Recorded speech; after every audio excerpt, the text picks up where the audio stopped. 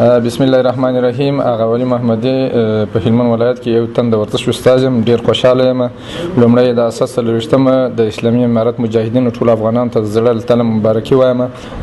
یو شی به وایم، د اسلامي امارت پر راتګ سره زموږ ورزش ډیره وده کړې ده، ډیر پرمختګ یې کړی دی. ښه مثالونه دا دي چې مخکې به زموږ په کلب کې 10 کسه ورزشکاران وو، هغه به د شپې چې د ماښام اذان نه وسه نور به په ورزش کې ګډون نسو کولی، ځینې ستونزې ځینې مشکلات چا به اجازه نه لرله.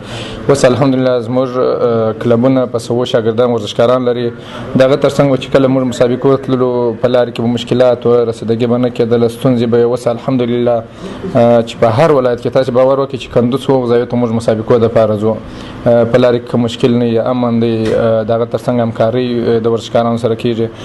بل یو شی وایم، مخکې زموږ یو کلب و په لښکرګاه کې، اوس الحمدلله تقریبا په څو ولسوالۍ کې مو کلبونه دي، په 3 ولایتو کې مو کلبونه دي، په ښار کې مو 2 کلبه دي. ډېر راځي، ډېر خوشحاله یم.